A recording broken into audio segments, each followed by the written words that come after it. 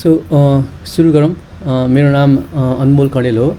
म हाल university of Maryland मा इम्युनोलोजी भन्ने विषयमा पिएचडी दोस्रो वर्षमा अध्ययनरत छु। कविता लेख्ने मेरो जर्नी निकै अगाडि नै सुरु भएको हो। म निकै सानो कक्षादेखि नै कविता लेख्दै आएको हुँ, तर अलिकति प्रोफेसनल तरिकाले अथवा अलिकति कवितालाई एउटा एक हिसाबको कविताकै संरचनात्मक ढङ्गमा बाँध्ने गरी र अलिकति सामाजिक उत्तरदायित्व पनि वहन गर्ने गरी लेख्न थालेको सायद धेरै भएको छैन, 5-6 त्यस्तै वर्ष भयो। सो आज चाहिँ म तपाईहरूलाई हुन त मैले धेरै कविताहरू कोरेको छु, तर सबैजनाले धेरै कविता कोर्नुहुन्छ, तर आफैलाई मनपर्ने कविता चाहिँ निकै कम हुन्छ। एउटा कविता जस्तो एउटा हृदयबाट हृदयमै अलि संवाद गर्न सक्ने खालको त्यो हिसाबको एउटा बलियो कविता चाहिँ सायद लाग्छ सबैले सधैँभरि लेख्न सक्दैनन्। कुनै कुनै कविता मात्र त्यस्तो हुन्छ जुन कवितासँग चाहिँ एकैचोटि सुन्ने बित्तिकै आफ्नो अडियन्सलाई अथवा दर्शकलाई चाहिँ प्रभावित गर्न सक्ने, उसको मनमा धेरै लामो समयसम्म बस्न सक्ने, उसको मस्तिष्कलाई तरङ्गित बनाउन सक्ने, उसमा केही चेतना प्रज्वलन गर्न सक्ने त्यो क्षमता राख्दछ। अब मेरा केही कविताहरू त्यस्तो हुन पनि सक्छन्, नहुन पनि सक्छन्, किनकि त्यो मैले भन्दा पनि तपाईँहरूले सुनेर चाहिँ त्यो कुरा मलाई थाहा हुन्छ जस्तो मलाई लाग्छ। म धेरै गफ नगरिकन अब कविता भन्न सुरुवात गर्न चाहन्छु। मैले यहाँ 7-8 जनालाई लाइभ देखिरहेको छु। सिलसिला बढ्दै जान्छ भन्ने मलाई लागेको छ। खैर, हामी जतिजना हुन्छौँ हामी कविता सुन्नेछौँ। कसैले मलाई तपाईँहरू कविता सुन्न रेडी हुनुहुन्छ भने कमेन्टमा सिग्नल दिनुभयो हुन्छ। तपाईँहरूको सिग्नल आउने बित्तिकै म आफ्नो पहिलो कविता वाचनतर्फ लाग्नेछु। साथीहरू,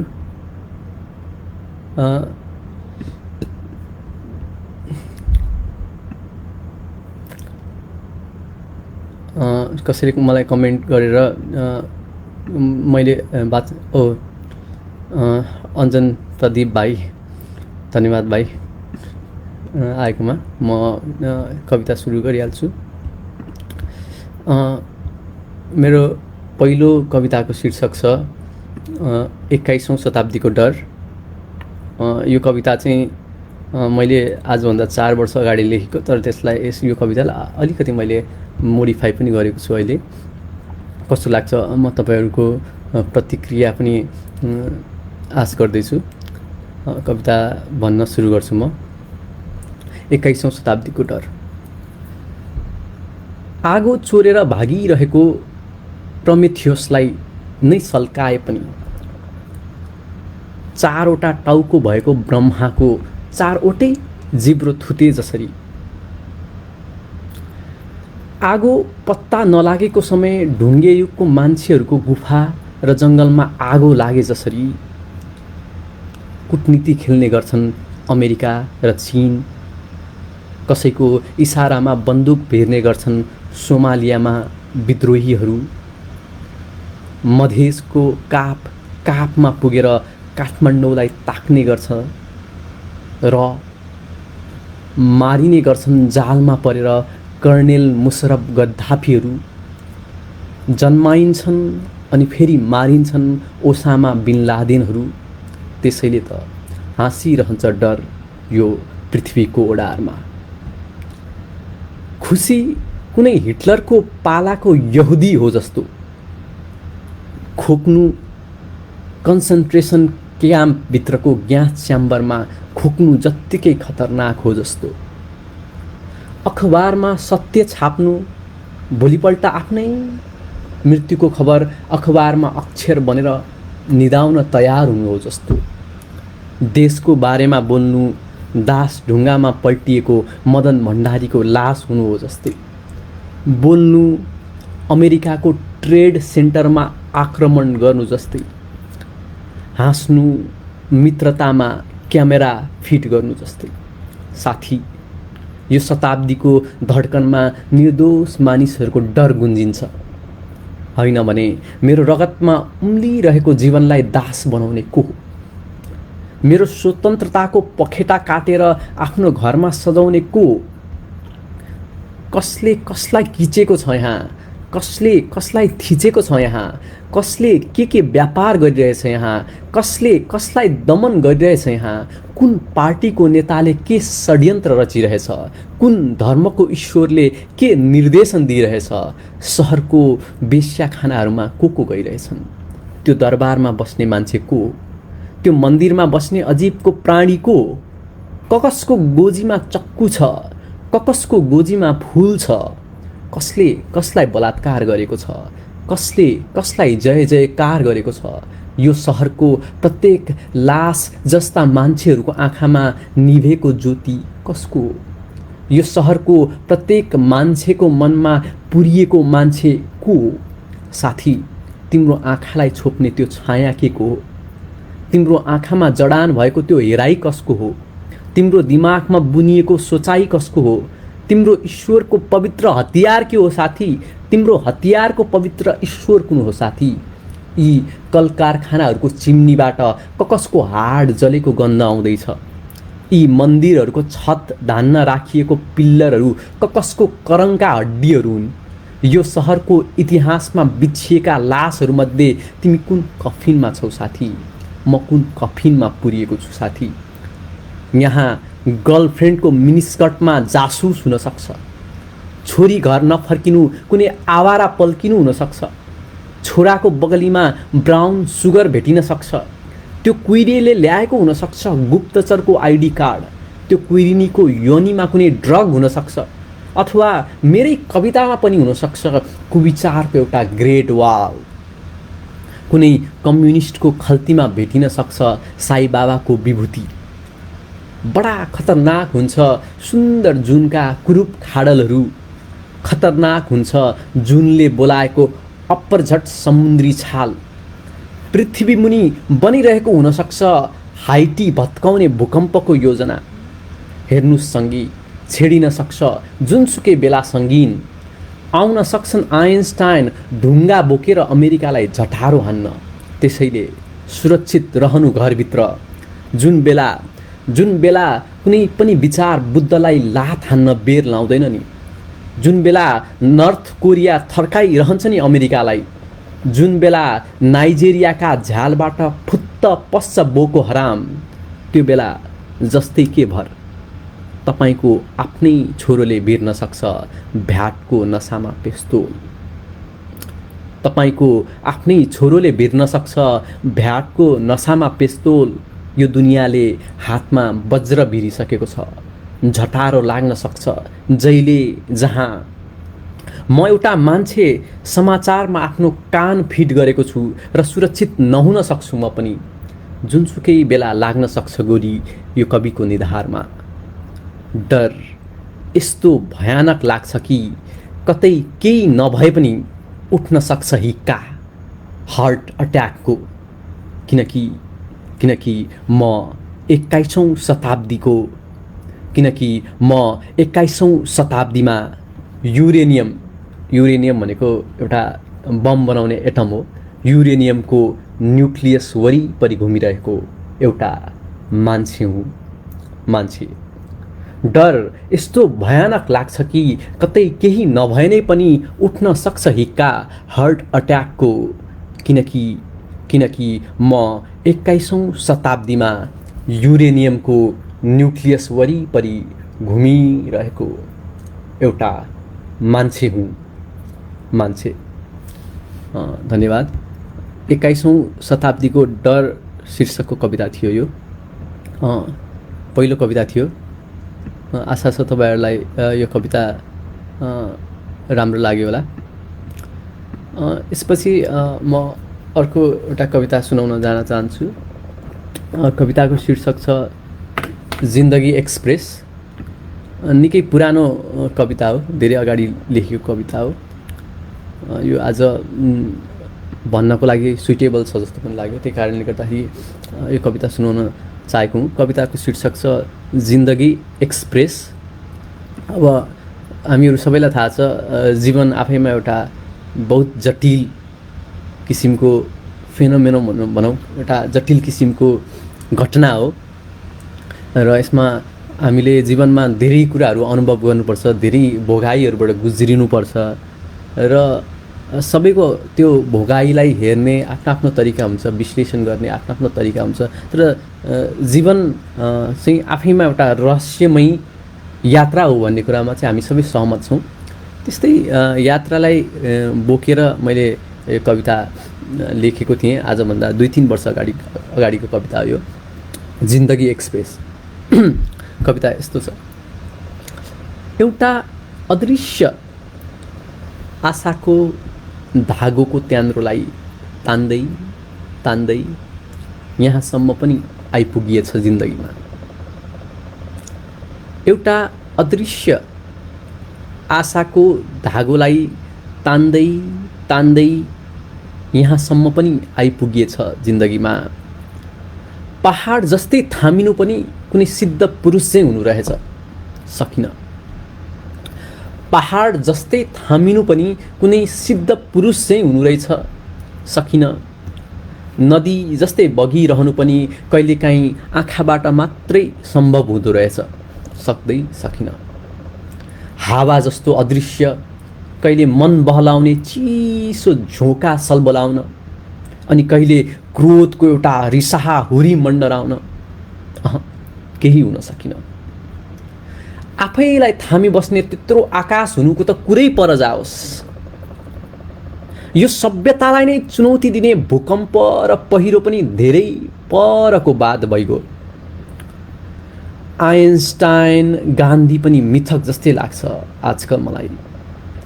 यो मान्छेहरूको पैताला बग्ने सडक, यो पनि मै हुँ जस्तो लाग्छ।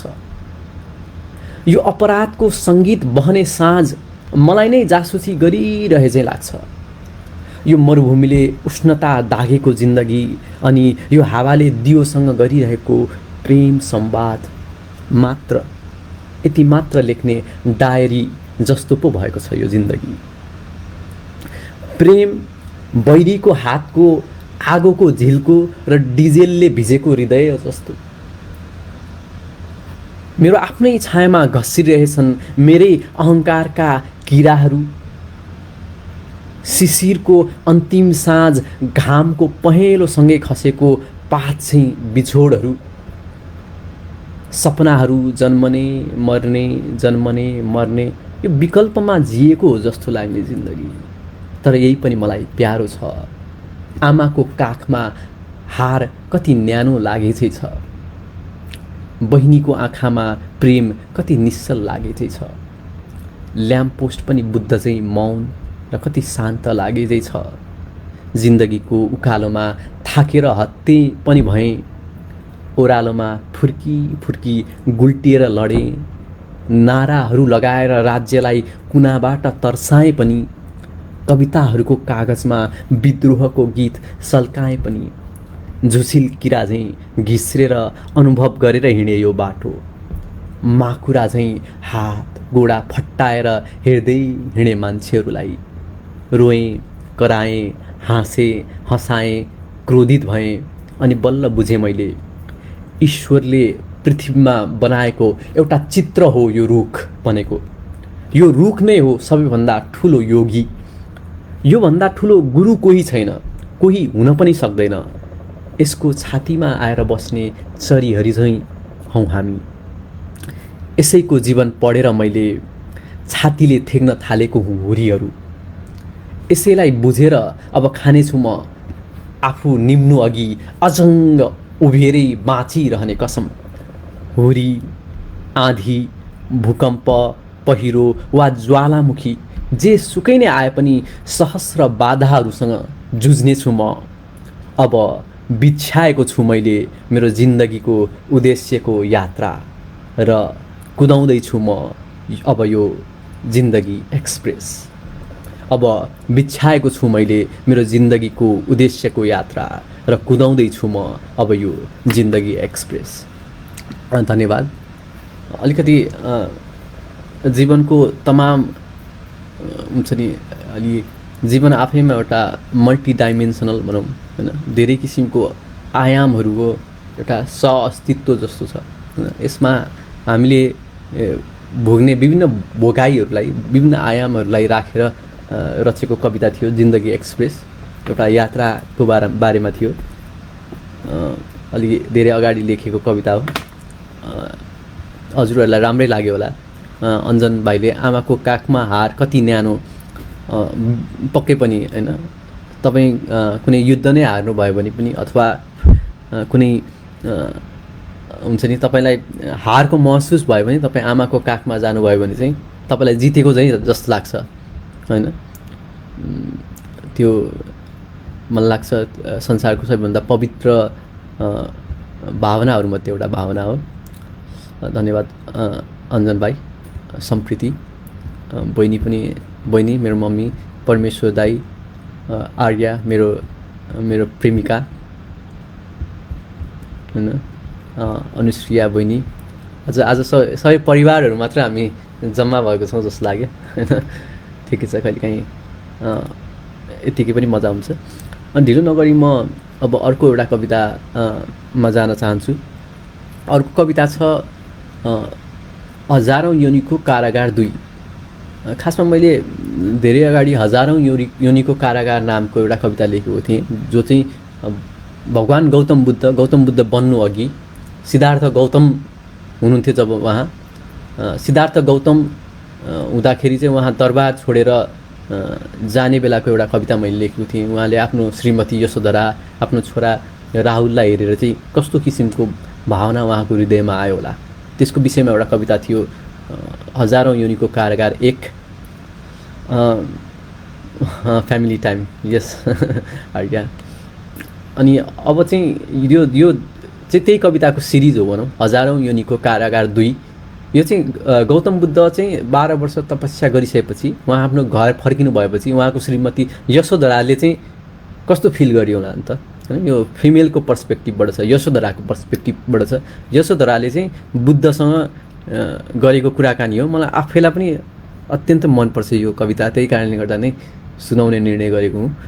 मलाई आशा छ तपाईँहरू सम्पूर्णलाई पनि यो कविता मनपर्छ। हजारौँ योनिको कारागार 2 यो कवितामा चाहिँ म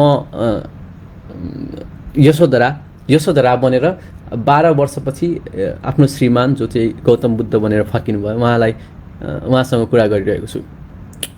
हजारौँ योनिको कारागार 2। भिक्षु कसरी यस्तो हुन सक्छ, तपाईँको उपस्थितिले सकथोक बदलिएको आभास भइरहेछ। उहाँ आउनुभयो, यशोधरालाई सकथोक बदलिएको आभास भयो। भिक्षु कसरी यस्तो हुन सक्छ, तपाईँको उपस्थितिले सकथोक बदलिएको आभास भइरहेछ। दरबारका दरवाजाहरू जो तपाईँले कुनै दिन नाघेर जाँदा मृत भएका थिए, मरेका थिए, आज तपाईँको पश्चापको स्पर्शले फेरि जिउँदो भए जस्तै गर्दैछन्। दरबारका दरवाजाहरू जो तपाईँले कुनै दिन नाघेर जाँदा मृत भएका थिए, आज तपाईँको पश्चापले फेरि जिउँदो भए जस्तै गर्दैछन्। बगैँचामा फुलहरू धेरै पछि यसरी खिलखिलाइरहेको देखिरहेको छु म। दिन योभन्दा पहिले यत्तिको तेजस्वी कहिल्यै भएको थिएन। आकाश यत्तिको चम्किलो भएको पनि मलाई कहिल्यै पत्तो थिएन। मेरो आँखाहरूले धोका खानै सक्दैनन्। यी आँखाहरू सिद्धार्थ गौतमको हुनै सक्दैनन्। यिनीहरू फुलको पत्र जस्तै सौम्य भएर फर्किएका छन्। यी आँखाहरू सिद्धार्थ गौतमको जस्तो हुनै सक्दैनन्। यिनीहरू फुलको पत्र जस्तै सौम्य भएर फर्केका छन्। यी हिँडाइका चालहरू सिद्धार्थ गौतमको हुनै सक्दैन। यिनीहरू कुनै सङ्गीतको लयमा नृत्यरत हिँडिरहेछन्। आज पुजारीहरू मन्दिर छोडेर यसरी दरबारतिर दौडिनु, ससाना नानीहरू, आइमाईहरू, वयस्कहरू खेतको आली नागेर तपाईँको सुगन्ध पछ्याउँदै दगुर्नु, यो सधैँझै घटिरहने सामान्य घटना हुनै सक्दैन। यो घडी संसारको सबै दुःखहरू तपाईँको उपस्थिति सामु परास्त भएको छन् जस्तो लागिरहेछ। तर मेरो ईश्वर यो अद्भुत क्षणमा मेरो हृदयमा भने किन यसरी पीडाका बैलगाडीहरू दौडिरहेछन्? यो अद्भुत क्षणमा मेरो हृदयमा भने किन यसरी पीडाका बैलगाडीहरू दौडिरहेछन्? मैले काटेका अनगिन्ती एक्लास रातहरू तपाईँको अनुहारको ओजस्वी सामु किन ईर्ष्याएर आत्महत्या गरिरहेछन्?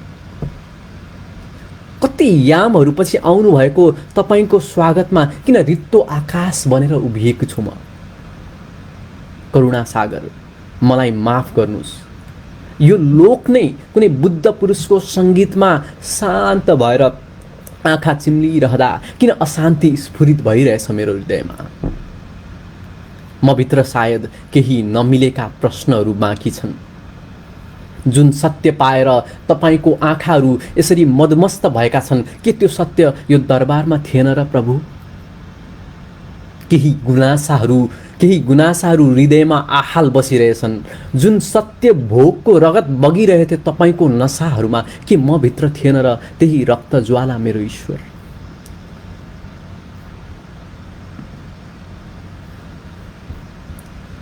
सरी, राहुललाई देखाउँदै कतै आगो लागिरहेछ हृदयभित्र। सत्यको लागि जुन तपस्या तपाईँले गर्नुभयो, के त्यत्तिकै चेष्टा गरिन र मैले तपाईँले जन्माउनु भएको यो सत्यलाई जोगाउन मेरो ईश्वर? आँसु पुस्दै, हे बुद्ध आत्मा, तपाईँसँग जङ्गलमै भए पनि त यो भिक्षा पात्रमै अटाएको देख्ने थिएँ नि मैले दरबार। हे बुद्ध आत्मा, तपाईँसँग जङ्गलमै भए पनि त यो भिक्षा पात्रमै अटाएको देख्ने थिएँ नि मैले दरबार। सत्य के प्रेमको श्रृङ्गारमा गौतम बुद्ध भन्दा त्यति नै कम सुन्दर देखिने थियो मेरो ईश्वर? यशोधरा यो भिक्षु वस्त्रमा त्यति नै कमजोर देखिने थिए र मेरो ईश्वर? जुन दरबारको भित्ताहरूले तपाईँलाई बन्धनमा बाँध्यो, म चाहिँ त्यही कसरी स्वतन्त्र हुन सक्थे र मेरो ईश्वर? गौतम बुद्धको हात समाउँदै, हे प्रज्ञाचक्षु, यदि मेरो प्रेमको तपस्या तपाईँको सत्य जत्तिकै शुद्ध मान्नुहुन्छ भने, हे प्रज्ञाचक्षु, यदि मेरो प्रेमको तपस्या तपाईँको सत्य जत्तिकै शुद्ध मान्नुहुन्छ भने पहनाइदिनुहोस् मलाई यो भिक्षु वस्त्र र सबको सामु हात समातेर लिएर जानुस् मलाई पनि आफूसँगै अरण्य भूमि। तपाईँको सत्यमा राहुलको आँखाको जति पनि निर्दोषपन बाँकी छ भने बताइदिनुहोस् यो संसारलाई सत्यको हृदय प्रेम हो भनेर। मेरो उपस्थितिलाई अलिकति पनि हृदयमा ठाउँ दिनुभएको छ भने इसारा दिनुहोस् मेरो पाइलाहरूलाई पनि तपाईँ पुग्नु भएको त्यो महासागरतर्फ। थाहा छ नि तपाईँलाई, तपाईँको अभावले होइन, तपाईँको अविश्वासले खाइरह्यो मलाई यतिका वर्षसम्म। तपाईँको अभावले होइन, तपाईँको अविश्वासले खाइरह्यो मलाई यतिका वर्षसम्म। मेरो प्रेममा अलिकति मात्र पनि ओज देख्नुहुन्छ भने पुसिदिनुहोस् तपाईँको निर्मल औँलाहरूले मेरो आँसु एकपटक र बाहुपासमा लगाउनुहोस् मलाई मेरो ईश्वर। केही समय विराट मौनता छाउँछ। गौतम बुद्ध र यशोधरा त्यहाँ उपस्थित भएको सम्पूर्ण मान्छेहरू बीच एउटा मौनता छाउँछ। त्यसपछि यशोधराले आँसु पुस्दै भन्छन्, तपाईँको आँखाको रापले एक क्षणमै पगालिदियो मेरो 12 वर्षको गुनासोहरूलाई। ईश्वर, मलाई माफ गरिदिनुहोस् मेरा यी अर्थहीन बाणीहरूलाई र निकाल्नुहोस् मलाई पनि यो मायाको बन्धनबाट। हो, म पनि तपाईँसँगै जान चाहन्छु मानिसहरूलाई मुक्त गर्न यो हजारौं योनिको कारागारबाट। हो, म पनि तपाईँसँगै जान चाहन्छु मानिसहरूलाई मुक्त गर्न यो हजारौं योनिको कारागारबाट। धन्यवाद। अलि लामै कविता थियो यो कविता। अलिकति मलाई चाहिँ कविताहरू लेख्दाखेरि कसैको अलि ऐतिहासिक पात्रको बारेमा कुनै कविता लेख्दाखेरि चाहिँ मलाई त्यो पात्र नै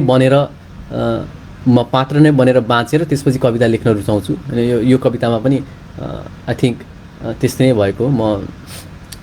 मैले चाहिँ यशोधरा नै बनेर हैन यो कविता लेखेको। आशा छ तपाईँहरूलाई मन पर्यो होला। रमेश चन्द्र दाईले गहन कविता वा भनेर भन्नुभएको छ। धन्यवाद दाजु, तपाईँले बेला बेलामा आएर प्रेरणा दिइरहनुहुन्छ, खुसी लाग्छ। अञ्जन भाइले अहो कति जटिल विरोधाभासहरूलाई कति मिठो न्यारेटिभमा लेख्नुभएको दाई, यो कविता पनि फेभरेट लिस्टमा एड भयो।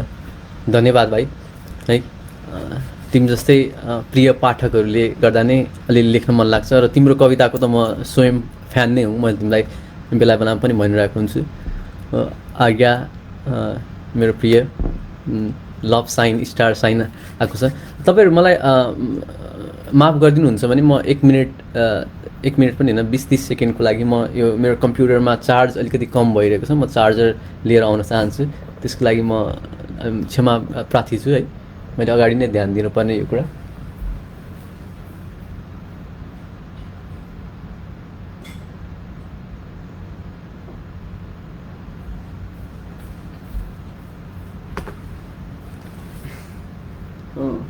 चार्जर जोड्छु म।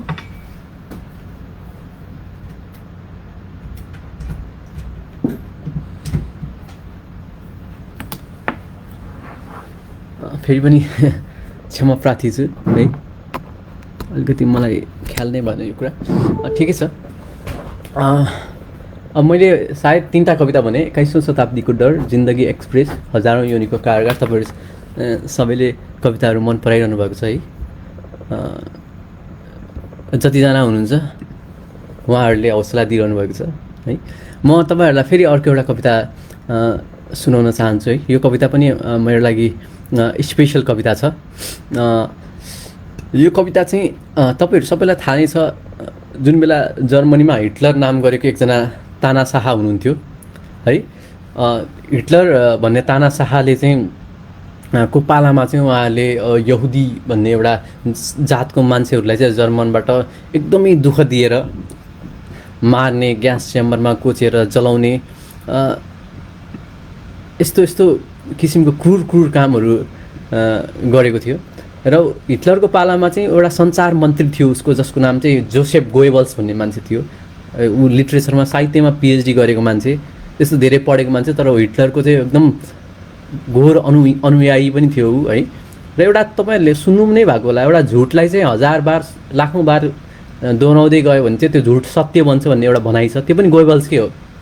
गोएबल्सले नै हिटलरसँग मिलेर होइन त्यो नाजीवादलाई औलाउँदै होइन यहुदीहरूको विरुद्धमा झुट बोल्दै सम्पूर्ण जर्मन मान्छेहरूको दिमाग भुटेर होइन जर्मनमा त्यो किसिमको क्याओस क्रिएट गरेर जर्मनमा मात्र होइन पुरै युरोपमा, विश्वमा नै होइन विश्वयुद्धसम्म हुने अवस्थामा पुगेको थियो। त्यही गोएबल्सको बारेमा चाहिँ मैले यो कविता लेखेको हुँ। यो कवितामा चाहिँ म गोएबल्स भएर भन्दा पनि गोएबल्सको जीवनीलाई चाहिँ मैले राख्न खोजेको छु। अब मान्छेहरूले भन्छन् अब किन कविता लेख्नु पऱ्यो त, जीवनी नै लेखे भइहाल्यो नि। तर एउटा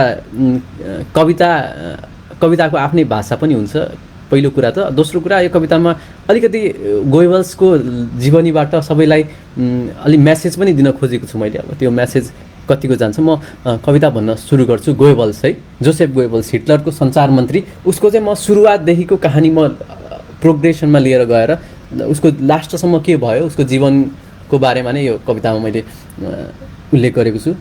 एलबी छेत्री सरलाई एकदमै मन परेको कविता थियो यो, म त्यतिखेर जब मैले सुनाएको थिएँ। सुरु गर्न चाहन्छु। गोएबल्स। लाम्चो अनुहारमा पिक्लिक्क दुई खिरिला आँखा, लाम्चो अनुहारमा पिक्लिक्क दुई खिरिला आँखा, निधारबाट सर्लक्क फर्केको जुल्फी कपाल, छोटो दाहिने गोडा, खल्चङ खल्चङ ठ्याक्कै त्यहाँ आइपुग्छ डाक्टर जोसेफ गोएबल्स। लाम्चो अनुहारमा पिक्लिक्क दुई खिरिला आँखा, निधारबाट सर्लक्क फर्केको जुल्फी कपाल, छोटो दाहिने गोडा, खल्चङ खल्चङ ठ्याक्कै त्यहाँ आइपुग्छ डाक्टर जोसेफ गोएबल्स। इतिहासको एउटा घडी अड्किन्छ टक्क। स्वागतमा अगाडि हुन्छ master of propaganda, member number 8762, सर्लक्क योद्धा जसरी उभिन्छ डाक्टर जोसेफ गोएबल्स।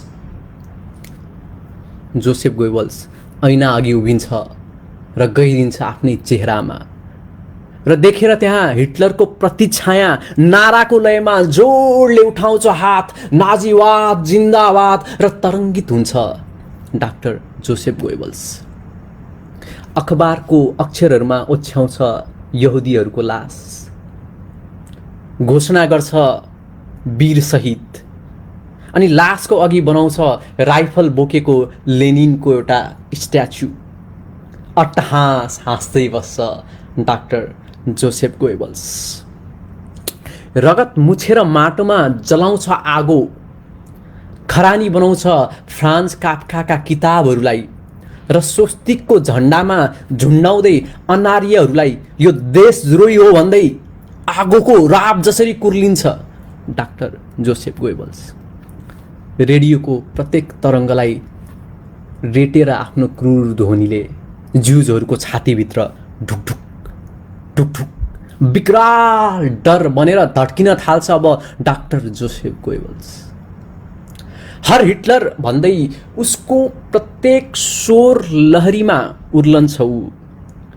फुहररको आदेश तरवारले चाहिँ ताकेर आफ्नै गर्दन बनाउन लगाउँछ उसले। सालिक चाहिँ मौन कन्सन्ट्रेसन क्याम्पहरू कैद गर्छ लाखौँ यहुदीहरूको चित्कारलाई चिहानमा र अन्त्यमा बङ्करभित्र मालिक भनेको हिटलरको र अन्त्यमा बङ्करभित्र हिटलरको बेरहम लास देखेर शोकमा छटपटिन्छ ऊ। आफ्नै जसको आदेश मानेर उसले यो सबै गरेको थियो उसकै मृत्युपछि हिटलर नै आत्महत्या गरेको पछि शोकमा छटपटिन्छ ऊ। उसको आँसु विष बनेर चुहिन्छ उसको आफ्नै सन्तानको मुखभित्र। आफ्नो छोराछोरीलाई पनि विष खुवाएर मारिदिन्छ। सुन्दर बगैँचामा आफ्नो अर्धाङ्गिनीसँग पेस्तोल लिएर पस्छ गोएबल्स। ताक्छ एक गोली प्रेमको खप्परमा र प्रेमले अर्को गोली आफ्नै खप्परमा। ढिच्क्याउँ ढिच्क्याउँ। म्याग्दा गोएबल्सको उसको श्रीमती म्याग्दा गोएबल्सको लाससँगै मौन पल्टिन्छ निर्जीव जोसेफ गोएबल्स आफ्नै मृत्युलाई एउटा प्रोपगान्डा बनाएर। म्याग्दा गोएबल्सको लाससँगै मौन पल्टिन्छ निर्जीव जोसेफ गोएबल्स आफ्नै मृत्युलाई एउटा प्रोपगान्डा बनाएर र इतिहासको सम्भवत कुरूप लासमाथि अन्जानमै भत्किरहेका हुन्छन् त्यहाँ इतिहासका भोका झिङ्गाहरू र खुसीले फरफराइरहेका हुन्छन् स्वतन्त्र अनि निर्दोष पुतलीहरू। उसको डेथपछि इतिहासको सम्भवत कुरूप लासमाथि अन्जानमै भन्किरहेका हुन्छन् त्यहाँ इतिहासका भोका झिङ्गाहरू र खुसीले फरफराइरहेका हुन्छन् स्वतन्त्र अनि निर्दोष पुतलीहरू। कति कुरूप हुन्छ एउटा त्यस्तो मान्छेको जीवनी हैन भनेर यो कवितामा देखाइएको थियो। तपाईहरुलाई कस्तो लाग्यो? डाक्टर जोसेफ गोएबल्स जो चाहिँ इतिहासको एउटा क्रूर क्यारेक्टर हो, उसको जीवनमा आधारित कविता थियो यो। आशा छ तपाईहरुलाई मन पर्यो होला। डाक्टर जोसेफ गोएबल्स को अलिकति हेभी कविता नै हो जस्तो लाग्छ मलाई यो कविता हैन। अलिकति हिटलरको समयको त्यो समयलाई अलिकति बुझ्ने मान्छेहरूलाई चाहिँ अलिकति सजिलो पनि हुन्छ यो कविताको थिम र यो कवितालाई बुझ्नको लागि। अब तपाईहरुलाई त्यसको अलिकति जानकारी छैन भने पनि मलाई लाग्छ गोएबल्सको क्यारेक्टरमा तपाईहरु अलिकति इन्ट्रेस्टेड पनि हुनुभयो होला। कसैले केही भनिरहनु भएको छैन? म अगाडि बढ्न सक्छु? कसैले मलाई जानकारी गराउन सक्नुहुन्छ है? आशा छ यो लाइभ इन्टरप्ट भएको छैन, ठिकै छ। आर्याले सिग्नल दिइसकेको छ राम्रो छ भनेर। अञ्जन भाइले अलिकति प्रेमको सुनाउन भनेर भनिरहेको छ। मैले प्रेमको कविता खासै पहिला लेखेको थिइनँ। अब अस्ति भर्खर एउटा कविता लेखेको छु। यो कविता फेरि आर्या पनि छिन् यहाँ, उनलाई यो कविता अलिकति कस्तो लाग्छ। तैपनि अब अञ्जन भाइलाई पनि रेस्पेक्ट गरेर एउटा प्रेमको कविता सुनाउँछु होला म है। हुन त सुनिसकेको उसले पनि सुनिसकेको हो, त्यही पनि ठिकै छ। अर्को एउटा प्रेमको जन्म कहानी भन्ने कविता सुनाउँछु। अलिकति फरक शैलीको कविता छ, आशा छ मनपर्छ। गोइबल्सको क्यारेक्टरको चित्रण सुनिरहँदा फिल्म हेरिरहे चाहिँ लाग्यो। एक चित्र क्लियर ड्याङ्ग। मेरो त्यही नै थियो। आई मिन त्यो कविता लेख्दाखेरि अब अलिअलि कविताहरूमा चाहिँ म चाहिँ हुन्छ नि, अब कवितामा चाहिँ छोटो कवितामा पनि एउटा फिल्म नै हाल्न मिल्छ भन्ने मेरो आफ्नो पनि धारणा छ। म त्यो वाला प्र्याक्टिस पनि गरिरहेको हुन्छु अञ्जन भाइ। यसमा तिमी र म डिस्कसन पनि गर्न सकिन्छ कुनै समय। प्रेमको जन्म कहानी अलिकति डिफ्रेन्ट टाइपको कविता छ। प्रेमको बारेमा सुन्न चाहेको भएर मैले यो कविता लेखेको। प्रेमको जन्म कहानी, यो पनि प्रेमको बायोग्राफी जस्तै हो। कुनै एक जन्ममा म माझीको जालमा थापिएको माछी थिएछु। कुनै एक पूर्व जन्ममा म माझीको जालमा थापिएको माछी थिएछु। शरीर माछीकै भए पनि कुनै विशेष भुलवश मुटु मेरो ईश्वरले मान्छेकै राखिदिनु भएछ। शरीर माछीकै भए पनि कुनै विशेष भुलवश मुटु मेरो ईश्वरले मान्छेकै राखिदिनु भएछ। जब मैले मान्छेकै हातहरूले आफूलाई न्याकेको देखेँ, जब मैले मान्छेकै हातहरूले आफूलाई न्याकेको देखेँ, मेरो माछीको जुनी त्यही अन्त भयो र म डर बनेर जन्मिएँ। डर बनेर जब अर्को जन्म लिएँ, म आफ्नै छाया देखेर पनि तर्सिन थालेँ। भएको त्यो प्रगाढ वेगमा एक दिन मैले आफ्नै छायालाई अनन्त गहिरो अन्धकारको कुवा जस्तै देखेर छायाभित्रै हाम फालिदिएछु। डरको जुनी यसरी अन्त्य भयो र म रहस्य बनेर जन्मिएँ। रहस्यको जुनी म समुद्रको बीचमा जन्मिएँ। समुद्रको बीच साँझको शान्त समय थियो। साँझको घामलाई छुन्छु जसरी म छाल बनेर उफ्रिएको थिएँ। सागरको छातीबाट उफ्रिएँ र किनारामा पछारिएँ। यसरी म तरङ्ग बनेर समुद्रको किनारामा ध्यान गरिरहेको मान्छेको मनमा फैलिन पुगेछु। यसरी रहस्यको मेरो जुनी पनि त्यही अन्त्य भएको थियो र पृथ्वीमा पहिलो पटक म कविता बनेर कसैको मुटुभित्र जन्मिएँ। तमाम मानिसहरूको मुटुभित्र कविता बनेर म खुब हुर्किएँ। फुलको बोटहरू जसरी मौलाउँदै गएँ। एक दिन एक्कासी कसैले मेरो गहिराईलाई धड्कनको तालमा ओठले चुमेर आकाशमा छोडिदियो। यसरी फेरि अर्को जुनी म गीत बनेर जन्मिएँ। गीत बनेर त म झन् उर्वर भएँ। पृथ्वीभरि मेरो धुन गुनगुनिन थाल्यो। तर एक दिन यस्तो घटना घट्यो कि मेरो प्रशंसाको ईर्ष्याले जलेर आकाशको सबैभन्दा चम्किलो ताराले पनि हाम फाल्यो। संयोगवश त्यो तारा एउटा विशेष मानिसको आँखामा खस्यो। यसरी पृथ्वीमा पहिलोपल्ट एउटा प्रेमीको जन्म भयो। त्यो प्रेमी त्यही माछी थियो। सरी, सिरी कराए। गीत बनेर त म झन् उर्वर भएँ। पृथ्वीभरि मेरो धुन गुनगुनिन थाल्यो। तर एक दिन यस्तो घटना घट्यो कि मेरो प्रशंसाको ईर्ष्याले जलेर आकाशको सबैभन्दा चम्किलो ताराले हाम फाल्यो। संयोगवश त्यो तारा एउटा विशेष मानिसको आँखामा खस्यो र यसरी पृथ्वीमा पहिलोपल्ट एउटा प्रेमीको जन्म भयो। त्यो प्रेमी त्यही माझी थियो। जब अर्को दिन तलाउको किनारामा हरेक दिन चाहिँ ऊ जाल थाप्न गयो, उसको जालमा एउटा कोमल, सुन्दर र रहस्यमय माछी पर्यो। स्नेहपूर्ण हातहरूले उसले माछीलाई पक्रियो र जलास्स उसलाई जन्मौँ पहिले आफू माझी भएर जन्मिँदा कुनै माझीले न्याकेर मारेको याद आयो। अनि उसले त्यो माछीलाई तालमै छोडिदियो र सदाको लागि त्यहाँबाट अन्जान दिशातर्फ मोडियो। त्यो पल पृथ्वीमा पहिलोपल्ट प्रेमको जन्म भयो। माछी बनेर अब कुनै पूर्व जन्ममा जन्मेको मान्छे अब पछि माझी बनेर जन्मिएपछि आफैले आफैलाई मारेको देखेपछि चाहिँ फर्स्ट टाइम चाहिँ प्रेमको जन्म भएको एउटा एक किसिमको सिनरी क्रिएट गरेको थिएँ यो कवितामा, प्रेमको जन्म कहानी।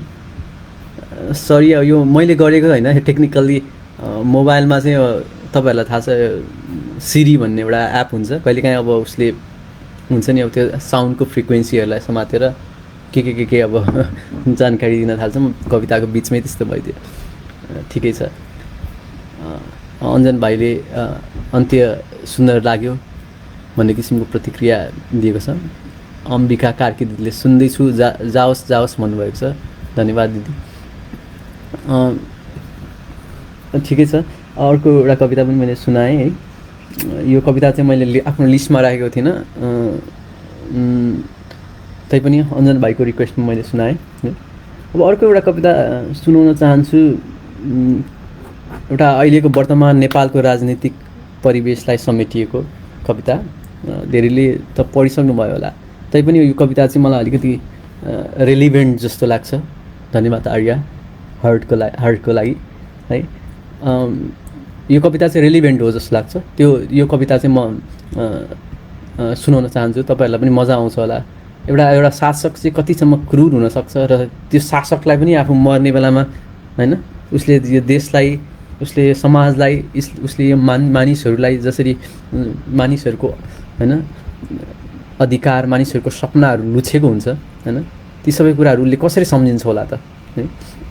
अनि ती कुराहरूलाई समेटेर लेखेको कविता हो। कविताको शीर्षक छ एकादेशमा है। सबिन केसी दाजुले नाइस पोइम भन्नुभएको छ, धन्यवाद दाजु है। एकादेशमा जब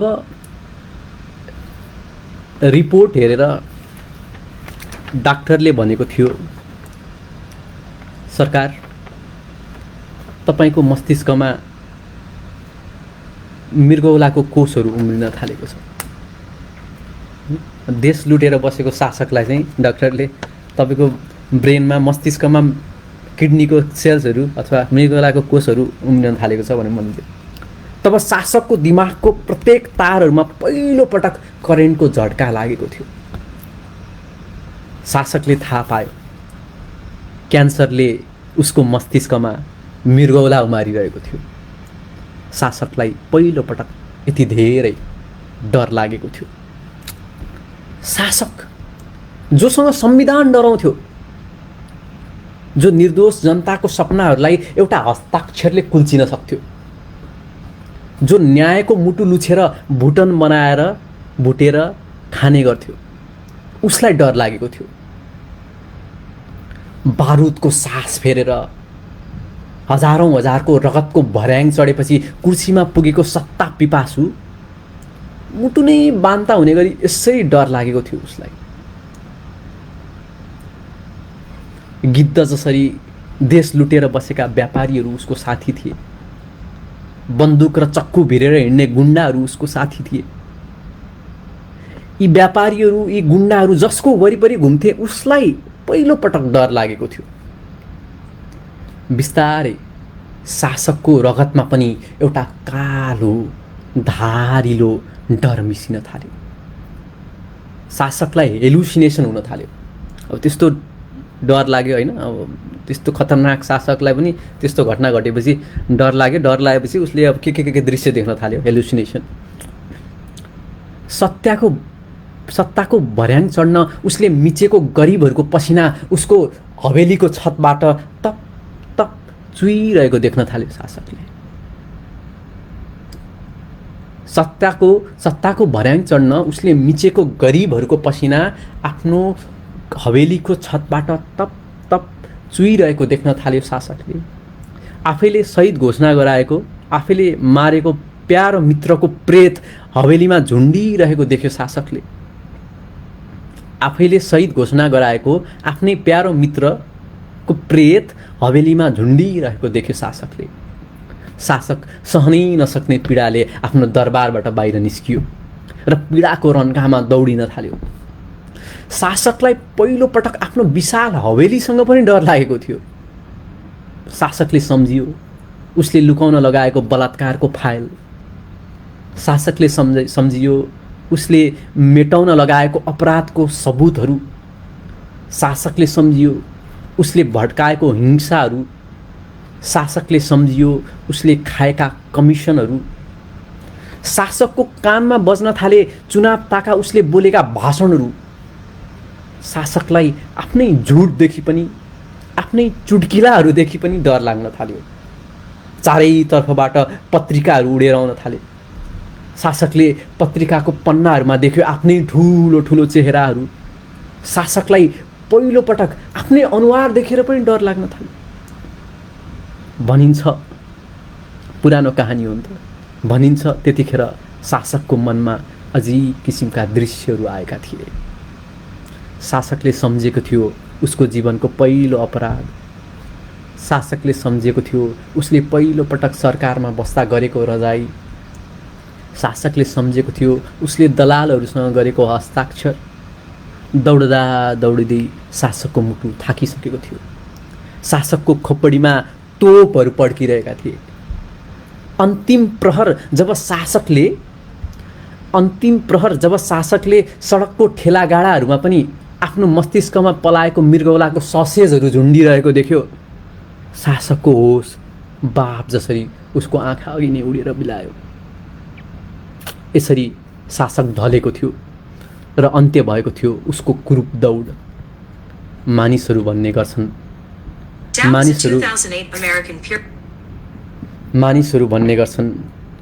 अन्तिममा ढल्दै गर्दा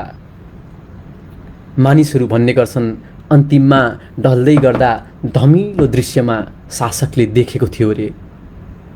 मानिसहरू भन्ने गर्छन् अन्तिममा ढल्दै गर्दा धमिलो दृश्यमा शासकले देखेको थियो रे। हजारौंको झुन्डमा उतर्फ औँला देखाउँदै उसको नजिक चिच्याउँदै आउँदै गरेका उसको देशको नागरिकहरू, जो औँला देखाउँदै भन्दै थिए उसलाई, यो देशको मस्तिष्कमा उम्रिएको मृगौलाको क्यान्सर। मानिसहरू भन्ने गर्छन् अन्तिममा ढल्दै गर्दा धमिलो दृश्यमा शासकले देखेको थियो रे। हजारौंको झुन्डमा उतर्फ औँला देखाउँदै उसको नजिक चिच्याउँदै आउँदै गरेका उसको देशका नागरिकहरू, जो औँला देखाउँदै भन्दै थिए उसलाई, यो देशको मस्तिष्कमा उम्रिएको मृगौलाको क्यान्सर। धन्यवाद। आशा छ तपाईँहरू सबैलाई यो कविता मन पर्यो होला। शान्ति प्रिय वन्दना दिदी आउनुभएको छ। दिदीले हेर्दैछु भन्दै हुनुहुन्छ। दिदी तपाईँलाई कस्तो लाग्यो यो कविता? तपाईँको रेस्पोन्स सुन्न मन लागिरहेछ। शर्मा विकल्प दाजु पनि आउनुभएको छ। धन्यवाद दाजु, आइदिनु भयो। समय सान्दर्भिक गतिविधि जो क्यान्सर जसरी प्रत्येक रैतीभित्र सल्बलाएको मनोभाव भन्नुभएको छ। धेरै धन्यवाद दाजु। अञ्जन भाइले फेरि पढिसकेको कविता पनि वाचन सुन्दा नयाँ कविता सुनिरहे जस्तो लाग्यो। दाईको प्रस्तुतिकरणमा पनि जादु छ। दाईलाई अलिकति बढी दाई नरेश दाई भर्खर आइपुग्नु भयो। मैले अलिकति मिस्टेक गरेँ। मैले राम्रो कविताहरू चाहिँ सुरुमै सुनाएँ है। तपाईँ छुट्नु भयो, तर के गर्नु, ठिकै छ। एक दुईवटा कविताहरू अझै ठिकै कविताहरू पनि, एभरेज कविताहरू पनि बाँकी नै छन्। भर्खरै मैले एउटा राम्रो कविता, मलाई आफूलाई राम्रो लागेको कविता सुनाएको थिएँ एकादेशमा। तपाईँहरू सम्पूर्णलाई फेरि पनि धन्यवाद भन्न चाहन्छु। मलाई मजै आइरहेको छ एकदमै। अन्जु दिदी पनि आउनुभएको छ। धन्यवाद दिदी। अब मैले लाग्छ 4-5वटा कविता सुनाइसकेको छु। अलिकति स्याड खालको, अलिकति हुन्छ नि मेलान्कोलिक रसमा पनि मलाई छिर्न मन लाग्यो। म आज चाहिँ तपाईँहरूलाई सकेसम्म डाइभर्स विधाको कविताहरू सुनाउँ भन्ने सोचिरहेको थिएँ। सुरुमा मैले यो युगको अवस्थाको बारेमा, त्यसपछि लाइफको जर्नीको बारेमा, त्यस गरी एउटा यशोधराको साइकोलोजीमा लेखेको एउटा कविता, त्यसै गरी एउटा हिटलरको सञ्चार मन्त्रीको जीवनीमा आधारित एउटा कविता, त्यसै गरी अहिले आजको देशको शासकलाई अलिकति सार्क्याजम गरेर लेखेको एउटा कविता सुनाएको थिएँ। अब अलिकति म अलिकति स्याडनेसतर्फ जान्छु। अब हुन त मान्छेहरू भन्ने गर्छन् अब स्याड कविताहरू सुन्नु हुँदैन, तर रियालिटी के हो भने जीवन भनेको एउटा तरङ्ग जस्तो है, कहिले कहिले आरोह कहिले अवरोह, यो एउटा फ्रिक्वेन्सी एउटा भाइब्रेसन भनौँ होइन, एक्ज्याक्ट टर्म भन्ने हो भने। त्यही भएर जसरी खुसी जीवनको एउटा पाटो हो त्यसै गरी दुःख पनि होइन, ह्याप्पिनेस जस्तै स्याडनेस पनि जीवनको एउटा पाटो हो जस्तो लाग्छ, मेरो लागि हो है, तपाईँहरूको लागि पनि हुनसक्छ, अब मलाई थाहा छैन। यस्तै एउटा आफ्नो स्याडनेसको पिकमा हुँदाखेरि मैले ठिक छ भाइ, ठिक छ, बोल्नेछौ पछि। स्याडनेसको पिकलाई चाहिँ अलिकति जाहेर गरेर लेखेको कविता हो। यस्तै भएको छु म। यो कविताको शीर्षक चाहिँ पीडाबोध श्रृङ्खला भन्ने छ है। सुरु गर्न चाहन्छु। एकछिन तपाईँहरूको मिल्छ भने म अलिकति हुन्छ नि यसलाई अलिकति डिफ्रेन्ट तरिकाले यो कवितालाई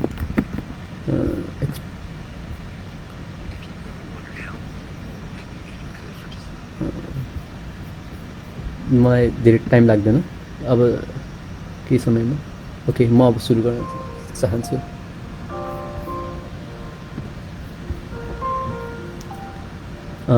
यस्तै भएको छु म, पीडाबोध श्रृङ्खला। घामको उष्ण तापले सुकेर जीवन रस हराइसकेको रुखको जर्जर हाँगो जस्तै। घामको उष्ण तापले सुकेर जीवन रस हराइसकेको रुखको जर्जर हाँगो जस्तै। अनायास कसैले शिर कुल्चिदिएको पुच्छर मात्रै हल्लिरहेको एउटा कीटको प्राण जस्तो। अनायास कसैले शिर कुल्चिदिएको पुच्छर मात्रै हल्लिरहेको एउटा किराको प्राण जस्तो। उर्वरता सखाप भएर कुनै पनि झार टुसाउन नसकेको उजाड र बन्जर जमिन जस्तो। पानी नबगेर सदियौँदेखि सुक्खा पैताला पोल्ने घाम दाबिएको सुनसान बलौटे खरे जस्तो। भिरमा बल्ल तल्ल अडिएको वृक्षको भाँचिएको हाँगामा एक मात्रै फलेको फूल जस्तो। आधा पहेँली र कुरूपता फैलिएको आधा हरियो पातमा शेष रहेको जीवन जस्तो। कम्पनको धक्काले प्रत्येक अणुहरू आघात भएर धुलै धुलो भएर फुटेको अग्लो पहाड जस्तो। वर्षौँदेखि मानिसहरूको कुरूपतालाई पखाल्दै पखाल्दै आफै फोहोरी देखिएर बगेको नदी जस्तो। घाम, पानी, हावा, आवाज, मान्छे र एकान्त जे देखि पनि तर्सिने मनोरोगी बौलाहा जस्तो। पानीको तलासमा माइलौँ यात्रा गरेर बल्ल तल्ल नदीको किनारमा पुग्नु 2 कदम अघि नै भक्लक्क बेहोस यात्री जस्तो। मृत्युको भाषा नबुझेर, मृत्युको भाषा समझमा नआइसकेर मलामीहरूको अघि लिङ्ग हल्लाउँदै नाचिरहेको एउटा अबोध बालक जस्तो। प्रेमिकाको उपहार थापेर 2 कदम हिँड्दा वेगमा आएको गाडीले किचिदिएको प्रेमीको हृदय जस्तो। सबथोक त्यागिदिएर कुनै दूर पहाडको टुप्पोमा ढुङ्गाको सामु रोइरहेको एउटा पागल भक्त जस्तो। लाखौं मानिसहरूलाई एकैपटक दफनाउने आदेश दिनु अघि कुनै तानाशाहको अनुहारमा उब्जेको क्रोध जस्तो। सयौं गर्दन छिनालेर धारभरि रगत पोतिएर सडक किनारामा फ्याँकिएको खुकुरी जस्तो। सधैँ अरूको अघि हाँसिरहेको मात्र देखिने कुनै चित्रकारको चित्रमा रोइरहेको बालकको अनुहार जस्तो। दर्दको ज्वालामुखी फुटेर तह तहमा भत्किएको सबैभन्दा दुखी कविको हृदय जस्तो। सबै इन्द्रियहरू बोधो भइसकेको बुढो सङ्गीतकारले अन्तिम पटक बजाएको मृत्यु बिउझाउने उदास धुन जस्तो। महामारीमा हजारौं लास बगाएर ल्याएको नदीको किनारामा फैलिएको दुर्गन्ध जस्तो। एउटा ठुलो हमलापछि बल्ल तल्ल शान्त भएको सहरमा घाइते भएको बाँचेको एक्लो बालक जस्तो। शब्दहरूले दर्शाउने पीडाभन्दा कैयौं कोस पर, दर्शनहरूले दर्शाउने गम्भीरताभन्दा कैयौं माइल टाढा। पीडाहरूको श्रृङ्खलालाई यसरी नै सहँदै सहँदै गएको छु म। पहिरोहरूले लतारिएर छिड यस्तै भएको छु म। पीडाहरूको श्रृङ्खलालाई यसरी नै सहँदै गएको छु म। पहिरोले लतारिएर छिड यस्तै भएको छु म। पीडाबोध शीर्षकको कविता थियो यो। अलिकति स्याडनेस ट्युनमा थियो है। आशा छ तपाईँहरूलाई यो कविता राम्रै लाग्यो होला। लगतै म अर्को कवितातिर अगाडि बढ्न चाहन्छु।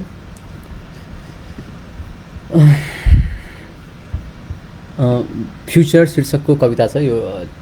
भर्खरै केही समय अगाडि लेखेको कविता हो होइन। अबको हाम्रो दुनियाँ चाहिँ अब कतातिर गइरहेको छ त आई मिन होइन। यो हामी देख्न सक्छौँ टेक्नोलोजी अर्थात् प्रविधिको विकास द्रुत गतिमा अगाडि बढिरहेको छ। दिन प्रतिदिन हामी कम्प्युटर रोबोटहरूमा निहित हुँदै गइरहेको छौँ है। यो अवस्थामा चाहिँ अब केही वर्षपछि हाम्रो भविष्य के हुन्छ त होइन। हामी कस्तो किसिमको दुनियाँतिर प्रवेश गर्दैछौँ त होइन। त्यसमा मेरो कल्पनाशीलताको आधारमा मैले लेखेको कविता हो। आशा छ तपाईँहरूलाई मनपर्छ।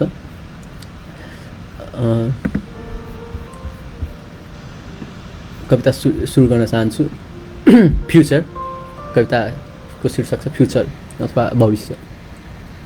यो व्यापारी दुनियाँ हो महाशय। यो चाहिँ अब एउटा रोबोटले बोलिरहेको छ धेरै वर्षपछि होइन, फ्युचरबाट। यो व्यापारी दुनियाँ हो महाशय, यहाँ तपाईँ जस्तो सुकै कुरा किन्न र बेच्न सक्नुहुन्छ। यो व्यापारी दुनियाँ हो महाशय, यहाँ तपाईँ जस्तो सुकै कुरा किन्न र बेच्न सक्नुहुन्छ। आउनुहोस्, तपाईलाई के चाहिन्छ खरिद गरेर लानुहोस्। आउनुहोस्, तपाईलाई मन लागेको कुरा बिक्री गरेर जानुहोस्। विशेष त तपाईँ हालै लन्च भएका बहुचर्चित अफरहरूमा ध्यान दिनुहोस्। अफर नम्बर 1, तपाईलाई यदि आफ्नो अनुहारदेखि घिन लागेको छ भने तपाईँ खरिद गर्न सक्नुहुनेछ। तपाईलाई मन परेका अनुहारहरू हामी कहाँ विश्वका 100 शक्तिशाली व्यक्तिहरूको अनुहार खरिद गर्न उपलब्ध छ। अफर नम्बर 2, तपाईँ खरिद गर्न सक्नुहुनेछ सिन्थेटिक ज्ञान। विशेष त राजनीतिज्ञ, लेखक र धर्मगुरुहरूलाई टार्गेट गरिएको यो ज्ञान पाएर तपाईँ केही मिनटमै बोध प्राप्त गर्न सक्नुहुनेछ। यो ज्ञानको माध्यमबाट विख्यात ख्याति प्राप्त गर्न सफल हुनुभएका साथीहरूको अनुहार तपाईले हाम्रो वेबसाइटको लिङ्कमा भेट्न सक्नुहुनेछ। अफर नम्बर 3, मनोरञ्जनको लागि सबैभन्दा खतरनाक अफर रहेको छ डिजिटल लाइफ प्याकेज। यो प्याकेज सबैभन्दा बढी महँगो प्याकेजको रूपमा साबित भएको छ र अहिले बुकिङको अन्तिम चरणमा छ। यो प्याकेज प्रयोग गरेर तपाईँ आफूलाई कम्प्युटरभित्र आफूलाई मन परेको एउटा सुपरस्टारको जीवन बाँच्न सक्नुहुनेछ। यो प्याकेज खरिद गर्नुअघि तपाईँले हाम्रो केही टर्म्स एन्ड कन्डिसनमा हस्ताक्षर गर्नुपर्नेछ। हालै एउटा युवाले आफूलाई इन्स्पायर गर्ने सुपरस्टारको जीवन केही महिना बाँचेर रियल लाइफमा फर्केपछि आत्महत्या गरेको खबरले यो प्याकेजलाई विवादित बनाएको छ। अफर नम्बर 4, लस्टी चस्मा। यो चस्माको प्रयोगबाट तपाईँ यौन चाहना खोजिरहेका मानिसहरूलाई हन्ट गर्न सक्नुहुनेछ। यो प्रडक्टले लस्ट कम्पनीको स्टक मार्केटलाई नयाँ उचाइ दिएको छ।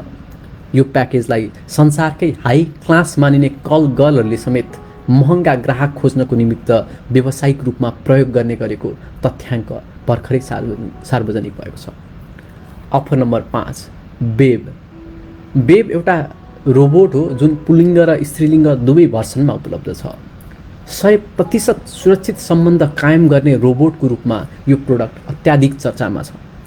यो प्रोडक्टको खरिदपछि तपाईँ बोयफ्रेन्ड अथवा गर्लफ्रेन्ड चेन्ज गर्नुपर्ने झन्झटबाट मुक्त हुनुहुनेछ भनेर भर्खरै एउटा चर्चित नायिकाले अन्तर्वार्तामा बयान दिनुभएको छ।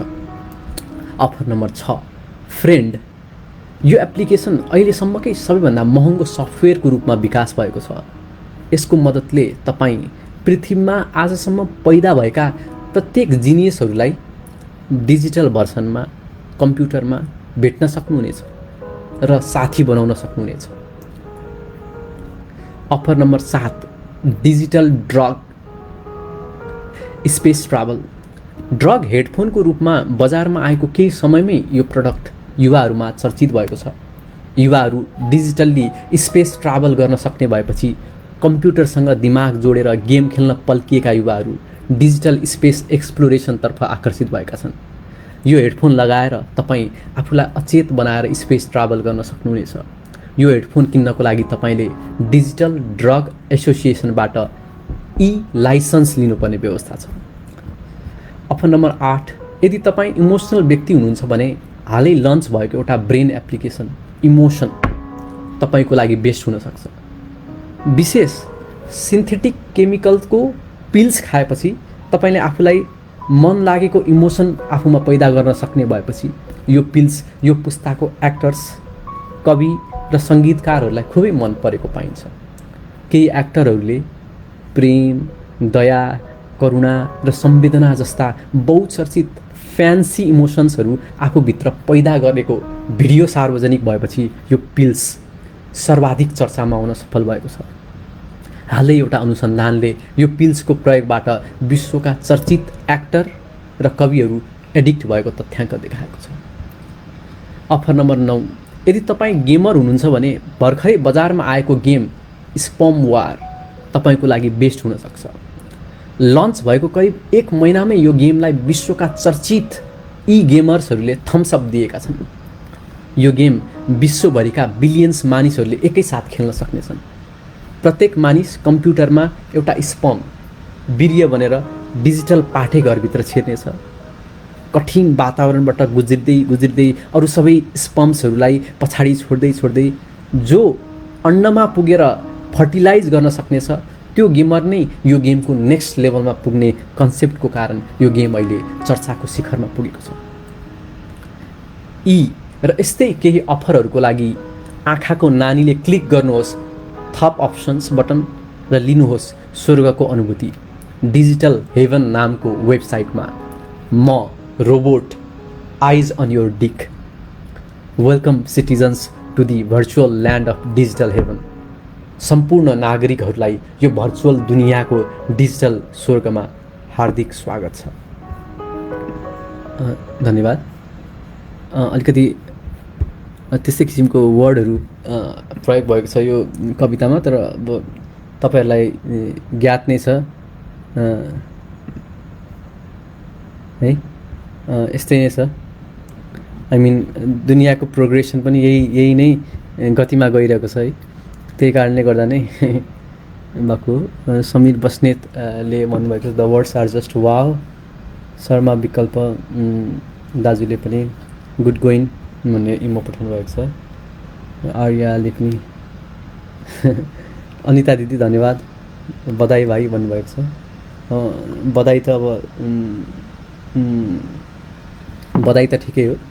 अब कविता सुनाउने एउटा राम्रो अवसरलाई सदुपयोग गरेको मात्र हो है। कहिलेकाहीँ तपाईँहरू जस्तै प्रिय व्यक्तिहरूलाई चाहिँ कविता सुनाउन पाउँदाखेरि एउटा अलग किसिमको खुसी पनि मिल्ने गर्छ है। विशेष गरी अब दाजुहरू हुनुहुन्छ जसलाई म एकदमै धेरै रेस्पेक्ट गर्छु, दिदीहरू है, अग्रजहरू, त्यसै गरी मेरो साथीहरू सबैजना आएर साथ दिइरहनु भएको छ। एकदम खुसी लागेको छ। विशेष गरी आर्यालाई धन्यवाद भन्न चाहन्छु। मलाई लाइभमा आएको बेला कम्युनिकेट गरेर के भइरहेछ सबै जानकारी दिइरहेको हुन्छन्। अब म अन्तिम चरणमा छु। मैले लगभग आफ्नो जुन कविताहरू मैले भन्नको लागि रेडी गरेको थिएँ लगभग सबै कविताहरू भनिसकेको छु। अब अन्तिममा एउटा कविता भनेर सायद मलाई लाग्छ त्यसपछि म बिदा हुन्छु होला। यो कविता अलिकति अभिनय शीर्षकको छ। भर्खरै तपाईँहरूलाई थाहा छँदैछ है, हामी सबै अब सानोतिनो एक्टरहरू अभिनय नै गरिरहेछौँ जीवनमा होइन। घरमा एउटा किसिमको भूमिका निभाउनु पर्ने हुन्छ हामीले, अफिसमा अर्को किसिमको भूमिका निभाउनु पर्ने हुन्छ। फरक फरक मान्छेसँग फरक फरक भूमिकामा प्रस्तुत गर्नुपर्ने हुन्छ है। यस्तो अभिनय गर्दै जाँदा कहिले आफ्नो मनभित्र चाहिँ अब तपाईँको पीडाको पहाड हुनसक्छ, तर बाहिर चाहिँ हाँसेर अभिनय गर्नुपर्ने त्यो किसिमको विरोधाभास पनि जीवनमा मलाई लाग्छ हामी सबैले महसुस गरेको छौँ। भर्खरै घटेको एउटा घटना, त्यो घटनाको बारेमा म भन्न चाहन्न। त्यो घटनापछि मैले यो कविता लेखेको हुँ। यो कविता चाहिँ अब मलाई लाग्छ मेरो हृदयको नजिकको कविता पनि हो। म सुनाउन चाहन्छु, तपाईँहरूलाई कस्तो लाग्छ रेस्पोन्स पनि दिनु होला है। अभिनय यो कविता सुरु गर्नु अघि अभिनय शीर्षकको कविता छ। कविता सुरु गर्न चाहन्छु। अभिनय। सधैँ जसो आज तिमीले आफूलाई मेरो सामु नलुकाउनु, अर्कै मान्छे बनेर नदेखाउनु। सधैँ जसो आज तिमीले आफूलाई मेरो सामु नलुकाउनु, अर्कै मान्छे बनेर नदेखाउनु। अभिनयको तह जो तिम्रो आँखामा स्पष्ट टल्किएको छ, म देख्न सक्छु सखी आज तिमीले मेरो सामु अभिनय नगर्नु। तिम्रो अकमकिएको बोली, तिमीले आफ्नो गहिरो सत्य लुकाउन बोलेको सतै झुटो। तिम्रो अस्पष्ट चालहरू, तिमीभित्रको छटपटीहरूले किनारामा फ्याँकेका छालहरू। तिम्रो आँखाको फुस्रोपन र तिम्रो मुस्कानको रेखामा समानान्तर बहने त्यो अँध्यारो रहस्य तिमीले मसँग लुकाएर राखेको मान्छेको। तिम्रो वास्तविकता म देख्न सक्छु। तिम्रो आँखाको किनारहरूबाट चुइरहेको दुखी चित्र मेरै आँसुमा पनि टल्किन्छ। तिम्रो व्यवस्था म बुझ्न सक्छु। हृदयको सत्य लुकाउन तिमीले पहिनिएको यो झुटको आवरण मसँग पनि छ। तिम्रो मौनता म सुन्न सक्छु। तिम्रो आवाजहरूको फेदमा झुन्डिएको अन्तर्यको क्रन्दन मेरै पेटमा पनि सल्किन्छ। तिम्रो ढुकढुकी महसुस गर्न सक्छु। तिम्रो स्पर्शहरूको संवेदनामा मिसिएको मौन अनुरोध मेरै छातीमा आएर ठोकिन्छ। हेर, मलाई सबै थाहा छ। त्यसैले आज फेरि तिमीले मलाई पर्दा लगाएर बार्ने कोसिस नगर्नु। आज तिमीले मेरो सामु अभिनय नगर्नु। हेर, तिम्रो मस्तिष्क जुन शोकमा डुबेको छ, त्यसले कमजोर बनाएर गाली दिएको छ तिम्रो अभिनयलाई। तिमीलाई थाहै छ, बाँच्न यो दुनियाँमा तिम्रो अभिनयको तेज अगम्य हुनुपर्छ।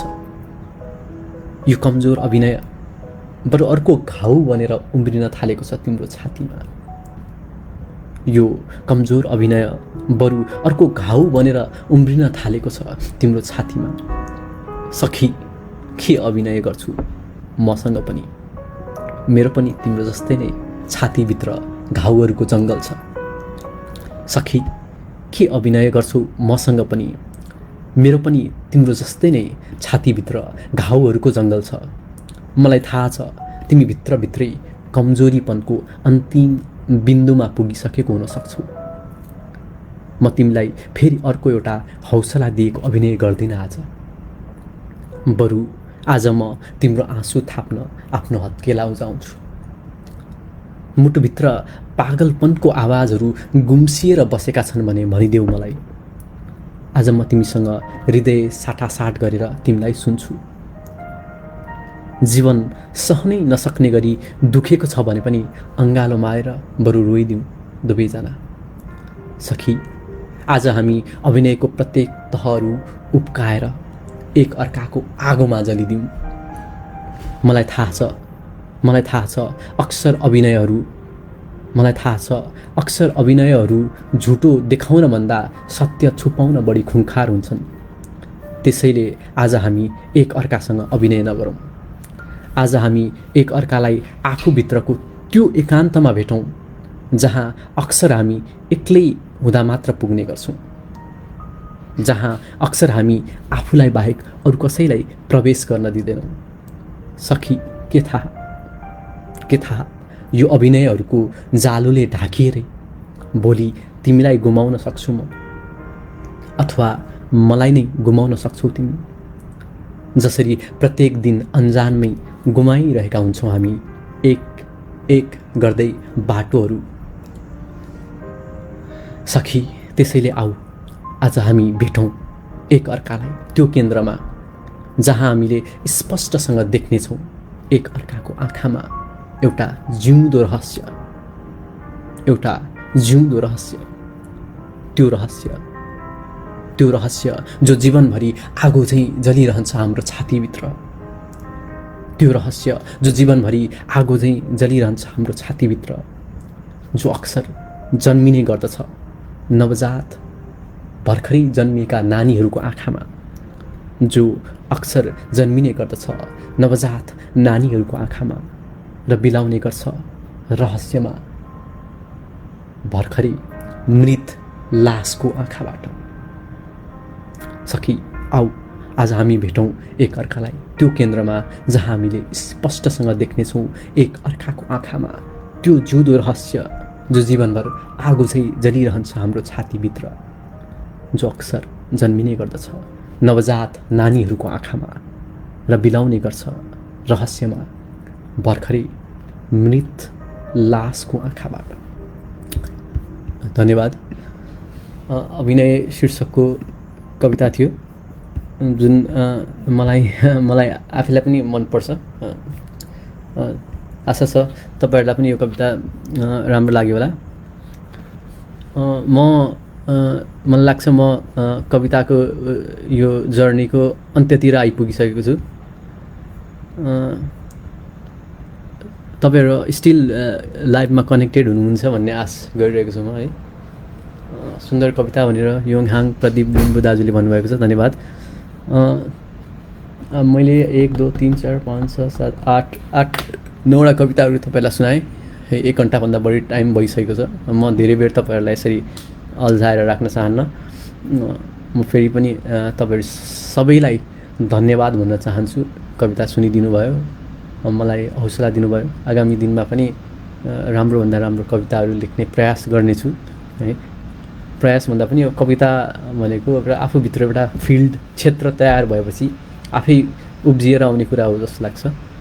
नरिस दाईले मिठो भन्नुभएको छ, धन्यवाद नरिस दाई, धेरै प्यार छ। पछि कुरा गरौँला। कविताहरू सुनाएँ, खुसी लाग्यो। तपाईँहरू सम्पूर्णले प्रेम दिनुभयो, त्यसको लागि धन्यवाद भन्न चाहन्छु। आजको यस लाइभको लागि मलाई अवसर दिने महेन्द्र ओझा दाजु र एनएस टेलिभिजनलाई पनि धन्यवाद भन्न चाहन्छु। आज यस कार्यक्रममा अथवा यो लाइभमा उपस्थित हुनुभएको सम्पूर्ण दाजुहरू दिदीहरू, विशेष गरी मेरो परिवारबाट आज धेरैजना जोडिनु भएको छ। मेरो मम्मीदेखि बहिनीदेखि मेरो प्रेमिका आर्या, त्यस गरी दाजु शर्मा विकल्प दाजु, त्यस गरी मेरो भाइहरू नदिस दाजु, अनिता दिदी। मलाई लाग्छ आज लाइभमा मेरो परिवार नै जोडिनु भएको छ। म आफ्नो परिवारको सामुने बसेर कविता सुनाइरहेको छु जस्तो लाग्यो। धन्यवाद यो अवसरको लागि वन्स अगेन है। तपाईँहरू सम्पूर्ण सुरक्षित रहनुहोला, खुसी रहनुहोला भन्दै म आजको यो लाइभबाट बिदा माग्न चाहन्छु। फेरि पनि जोडिँदै गरौँला, फेरि पनि कविताहरू सुन्दै गरौँला। फेरि पनि तपाईँहरू सम्पूर्णलाई धन्यवाद।